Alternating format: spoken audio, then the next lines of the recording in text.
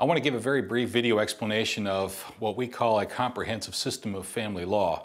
We've been lecturing on this and presenting on this since 2006. Unfortunately, there are some jurisdictions that have taken some substantial steps forward. But right now, let me take you through these 25 points of what we think makes up a comprehensively cooperative system of family law. That is one that really shows parents that there's a judicial expectation and many advantages to the parents of having a cooperative approach to their family crisis and transition, whether that's a divorce, a post-divorce case, a paternity case. It could also be guardianship and grandparent visitation cases, anything of this sort. But what we think is that family cases ought to be about families, and family law systems ought to be about supporting that relationship model, that safety model for getting through. We think all family law systems should support safety in families, the reduction of conflict, the building of cooperation, and the protection of the children and the healthy relationships in families. Those four goals.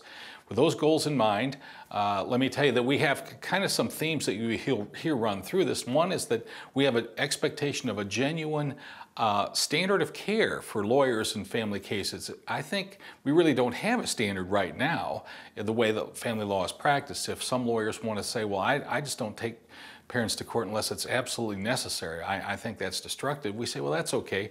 Other lawyers may say, I take everybody to court, and they actually do that.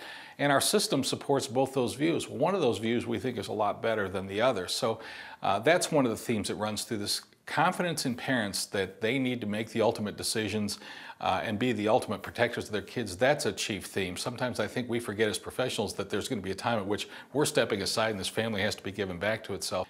And another theme is that courts cannot simply be limited to a practice of motion, hearing, ruling. Motion, hearing, ruling. There must be other resources that are available, high conflict classes, parenting coordination, counseling, something that parents are sent to so that they can have a chance to improve their interaction beyond simply hearing the next case in front of the court, having a ruling come from the court. So with those things in mind, here are the 25 points. We've divided them into 10 groups. They divide themselves more or less logically into 10 groups, A through J. So we'll be talking about the Group A, Group B, and here's what this cooperative system can look like.